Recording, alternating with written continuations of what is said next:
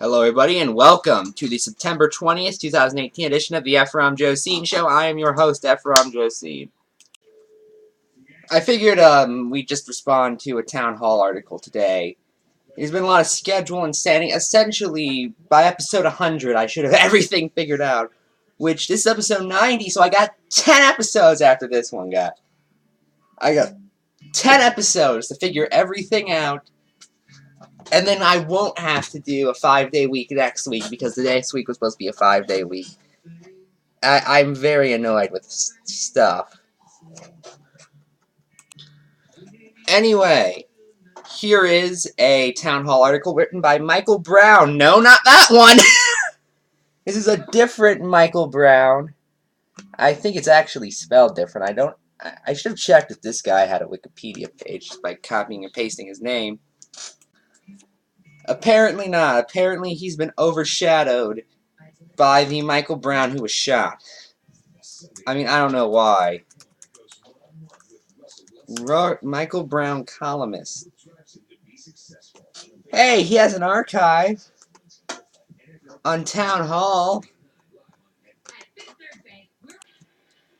Anyway, here's his article. Prepare for the wrath of the pro-abortion militants.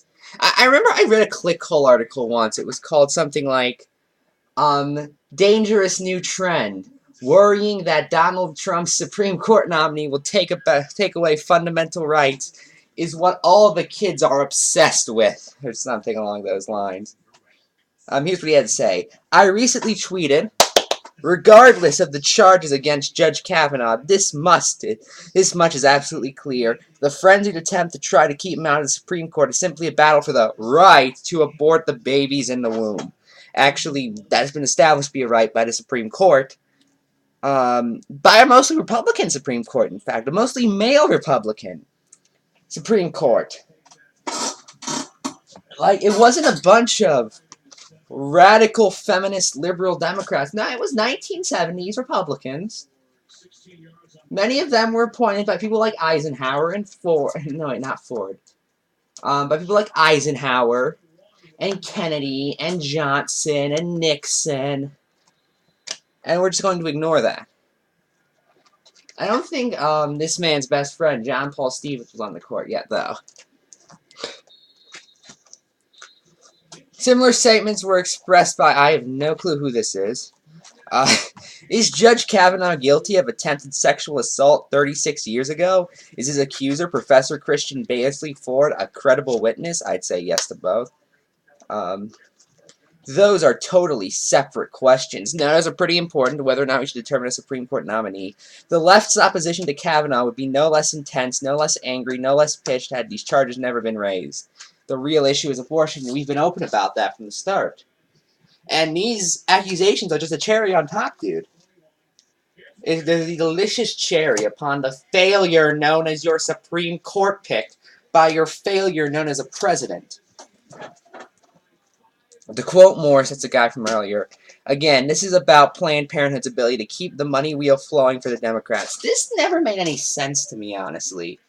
So, representatives are taxed. That's just an objective fact. It's really weird they are taxed, but they are. And some of that tax money goes to Planned Parenthood. Then Planned Parenthood gives that money back to them. Not even all of it, about as much as they get taken out. And then that money goes back to Planned Parenthood. In fact, more money goes to Planned Parenthood. And money goes back to... It seems like they're losing money. This is conspiracy. And for that matter, fine. Let's get money out of politics. Let's do that. But that's not what these people want.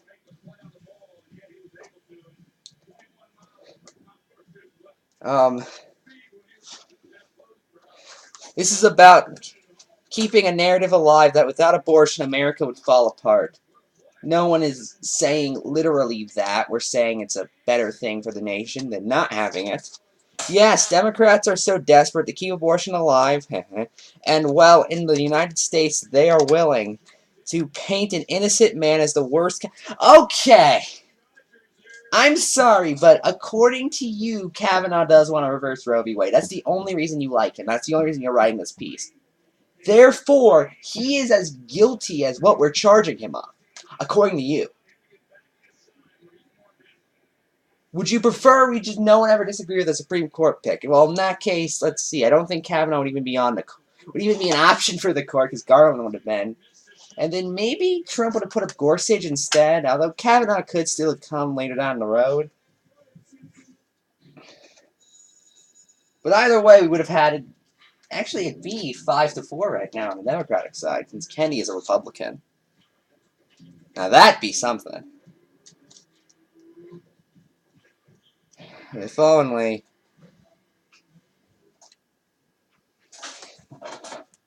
So they can continue killing children. You can't kill something before it's alive without trouble. And what would happen if Roe v. Wade were overturned? What would happen if abortion rights were severely restricted or entirely removed from state after state? All hell would break loose on the streets. Fierce protests would arise. Things would go ugly overnight. And by ugly, I mean ugly. Let's see his just snarky attempt to debunk that there'd be There already are protests from both sides. This has been established. Every law is met with a protest, as it should be in a democracy. A headline from July 12th, 2013, read on townhall.com, the most unbiased source of all time. Reads, bricks and tampons intended to be thrown at pro-life lawmakers confiscated by police. Update jar of feces too. Oh, God. Yeah, I disagree with that for the record. I disagree with the bricks more than anything. Like, really, is throwing a tampon really that bad? I mean, is it going to hurt them all that much? Jar of feces is just gross. Don't do that. It could also give you E. coli. Don't give your lawmakers E. coli. Why do I say it was an accent? E. coli. The accompanying article, written by Katie Privich, stated that, apparently, chanting Hail Satan, fuck the church, bro joy, and holding signs that say hose before embryos just wasn't enough for pro-abortion protests in Texas. According to reports on the ground, police have confiscated bricks, tampons, pads, and condoms. Protesters plan to throw out pro-life lawmakers. Okay. Really, aside from the bricks, that's more a minor annoyance than anything else. I mean, unless they're used, of course. Don't throw used things at them. And don't throw things at people in general. I'm just saying, Fast forward to October 17th, 2017, and a headline on, and for that matter, these people believe it's a right, which we've established it is. The Supreme Court has established it is. You know what we used to do to people who violated our rights? They got a little bit worse than bricks thrown at them. Now, to be clear, do not actually take up arms and have a revolution. For the love of God, don't. All I'm pointing out is we Americans have based our country on things like this. We used to shoot red soldiers and make tax collectors birds. Now, that was a different time, different circumstance, all that, and I think, yeah, condoms, throwing condoms at pro-life lawmakers is about appropriate. Again, don't do it. It's kind of annoying, but still. Okay. Fast forward to October 17, 2017, and a headline on Life News states topless feminists throw firebombs, tampons, and feces at Catholic Church to protest abortion. This took place in Argentina. Okay. I will say this. Firebombs, bad. Tampons, not the worst you could do, but I wouldn't recommend it. That's still kind of gross. And feces, just no. That's disgusting. Are you seeing a pattern? Yeah, these are just as bad as Tea Party protests. Idiots with the ability to get things to hurt people are bad. We should be able... Let's do brick control. So I ask again, what happens if Roe v. Wade gets overturned? What can we expect? We can expect fury, we can expect feces, we can expect vitriol, we can expect vandalism, we can expect violence. Watch this short video of Antifa and other leftists stealing and destroying pro-life signs in Boston Park. Yes, all leftists were there. Ask yourself, what happens when it's not just pro-life signs that are issued? What happens when pro-life laws are issued? What then? Well, then typically they go to court. I'm sorry, how many Supreme Court justices who vote pro-life regularly have been assaulted? I mean, Scalia never gave up his crusade against abortion his entire life. He was on the court for a good 30 years. Was the dude ever assaulted? I don't think he was. I'm just saying, this isn't as big of an epidemic as you seem to be making it out to be. But you're fear-mongering propagandists, so really what do I expect? Also, what happens when it's a tax on tea? I'm not stopping that, for the record. On May 1st of this year, Matthew Vandergrim reported that Antifa activists in California, quote, protested the campus speech by Christian Hawkins, president of Students for Life of America. As Venom noted, according to the Orange County Antifa group Refuse Fascism, because Hawkins' group would outlaw abortion, its members are the equivalent to the Hitler Youth. Was Hitler for or against abortion? I'm trying to... Well, okay. Hitler was for eugenics, but that's not the same thing as what we want. Pro-choice is really a compromise between pro-abortion and pro-life. Pro-abortion is actively forcing people to get it. No one wants that because that's called eugenics, and it typically does not work very well.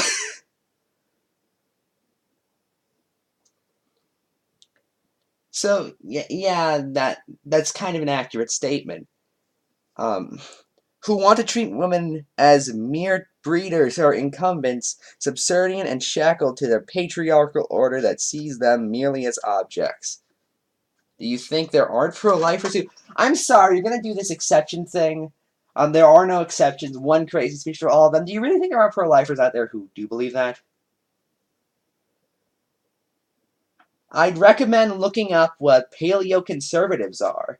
You'll find them fascinating. Pro-lifers are about...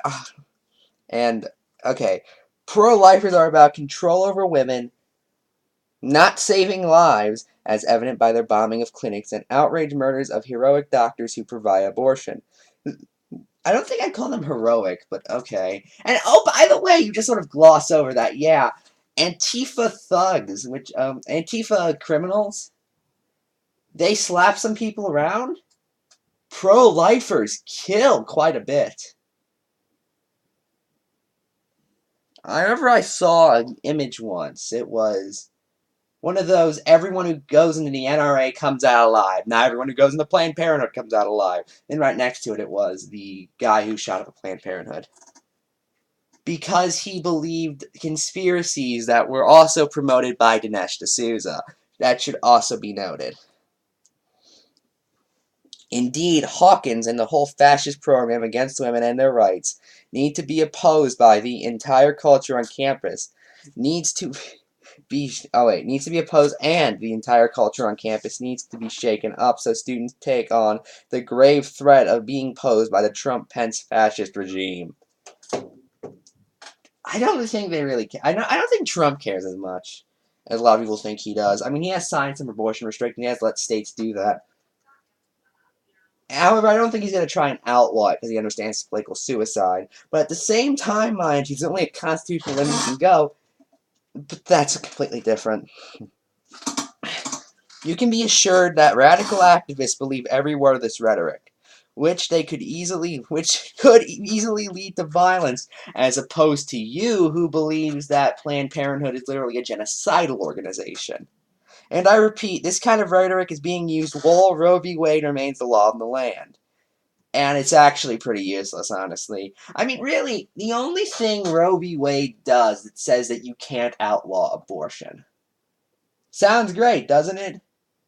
Until you realize that, well, no, outlaw doesn't necessarily mean you can't restrict the heck out of. Iowa was trying to pass more or less an abortion restriction that would ban it after a month. And for that matter, what is the main ruling on abortion isn't actually Roe v. Wade anymore. It's Planned Parenthood versus Casey, which says that you can have some restrictions as long as they aren't deemed unreasonable, which is essentially the rules for a dog show. But you guys aren't sexist. That's just a coincidence.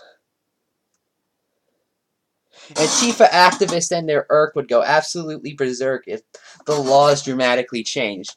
I just realized, isn't this more a threat against your side? I mean, if you're sitting here saying these people will literally kill you if they don't get what they want, that sounds like terrorism for a side you aren't even on. You're bad at this. To be clear, I recognize that for many women, having an abortion is an intensely difficult moral choice. I'm thinking of a woman in her 20s, reared in a religious home, already raising 2 little children without a father. Her boyfriend takes advantage of her, and she discovers she's pregnant, and she's devastated by the news. She cannot imagine adding one more child to her household. She struggles with depression and fear, finally deciding to abort her baby after 4 months. Her decision was still morally wrong.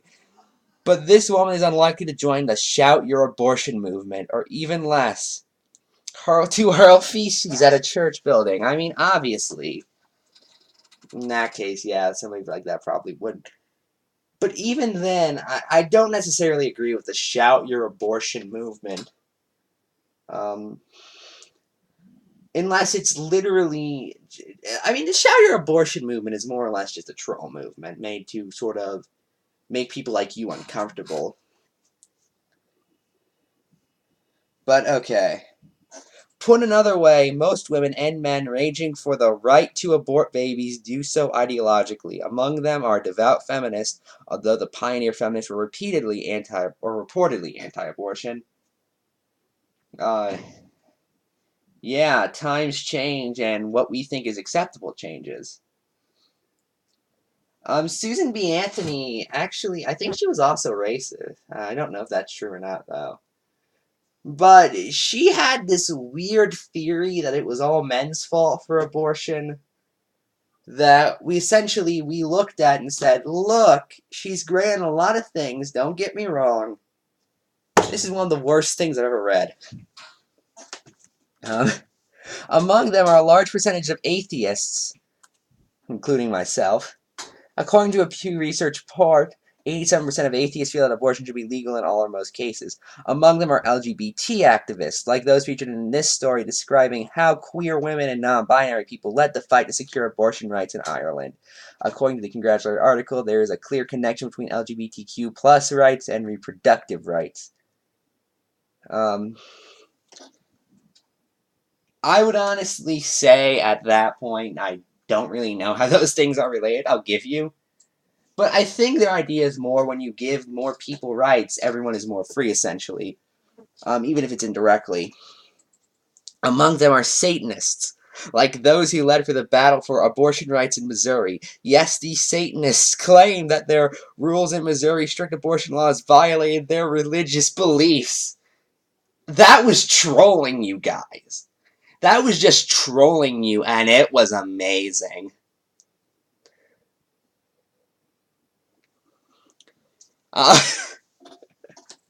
This is quite the coalition. The bottom line is that these examples, which provide just a sampling of the ideological opposition to the pro-life movement, remind us that hell's hath no fury like the militant pro-abortionists. Get ready. Well, I'm done. I'm Ephrom, and good night.